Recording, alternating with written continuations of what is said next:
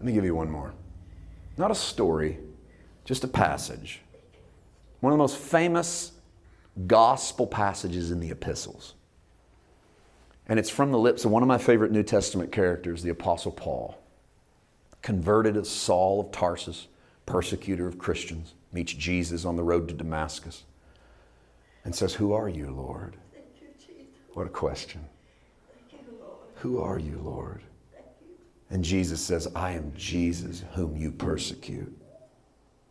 Notice, Saul wasn't persecuting Jesus. Saul was persecuting the church. But when you persecute the church, you persecute Jesus. Yes. Let me give you some advice. You better watch what you say about churches and church people. You got a church down the street, down the road, you want to make fun of their doctrine, say they're not really saved, you better be careful. You're talking about another man's wife. Christ is the husband, they are the bride. You better watch your mouth talking about another man's bride. You go, "Yeah, but their doctrine's wrong." You better be careful. You don't get to tell another man's wife how she dresses, how she acts, how she moves. You better keep your attention on your own spouse. That's pretty darn good advice across the board. That's not just good church advice. That's like good living advice. You live in that zone, you cause a lot of hell to cease. A lot of chaos is born because we got everybody figured out.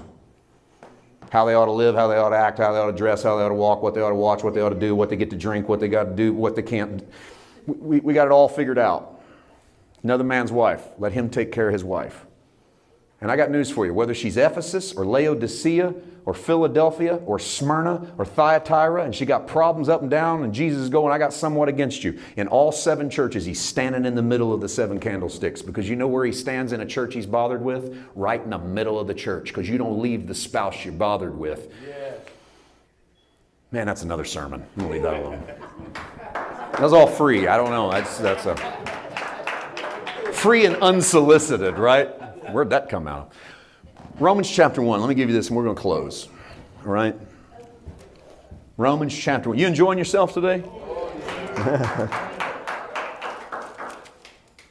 Romans chapter 1, verse 16. "For I am not ashamed of the gospel of Christ, for it is the power of God to salvation for everyone who believes, for the Jew first and also for the Greek." I wish we would read 17 more often. We all love Romans 1:16. We don't tack on 17. "For in it the righteousness of God is revealed from faith to faith, as it is written, the just shall live by faith." Am I in a safe space? I can tell you that the Bible wasn't written in English, it was written in Greek. And therefore, when you look at a word in the English, sometimes it just ain't the word that it meant 2,000 years ago in the Greek. You okay with me saying that? Yeah, all right. absolutely. The word ashamed is a terrible translation. "For I am not ashamed of the gospel." It's closer in the Greek to the word disappointed. I am not disappointed with the gospel of Jesus Christ. Why would Paul say that? Because the church was growing disappointed with the gospel of Jesus. We're in the first generation of Christians, and they're already growing disappointed with the gospel of Jesus, because they even had expectations of what the kingdom was supposed to look like. Quick acceleration. We're always fast. You notice that? We always want stuff to be really fast. Even our eschatologies about how it's all going to end is all like, it's all going to be over like that. Just boom. God just going to come in here and just boom, everything. Or it's going to start really fast and then go kind of slow for a little bit. And then boom, God goes fast again. And it's like Jesus never even talked to us. But he warned us. He goes, "The kingdom's like a man that puts the seed in the ground and lets it grow. And then generations later, birds get to make nests in its tree." I mean, it just don't happen overnight. Yes. Guess what that means? That means you aren't going to be alive to see the maturation of the kingdom. That's what he was telling his disciples, because the tree's got to get big enough for all the fowls of the air. So the kingdom's a slow developer, man. So the church starts getting disappointed. And Paul writes to the church at Rome and he goes, "I'm not disappointed with the gospel of Jesus Christ, because here's what I've learned about the gospel. It's the power of God to save you internally, not the power of God to save you externally." You know why you're disappointed in the gospel? Because you think Caesar's supposed to die. Because you think the other countries are supposed to line up. Because you think there's supposed to be a car in every driveway and a chicken in every pot. So you're disappointed with the gospel because it didn't make you healthy, wealthy, and wise. Didn't take away your stuff. Didn't give you everything prosperity gospel told you it would. Didn't clean up all that and do all that. Instead, the gospel is the power of God to show you God's righteousness and implant it in you from faith to faith to faith to faith. Not all the time, not all at once, but from faith to faith to faith to faith. That the gospel goes to work and you meet it. You meet it with your faith. And as you meet it with your faith, righteousness springs forth. Faith to faith means you're not done yet. So stop judging people.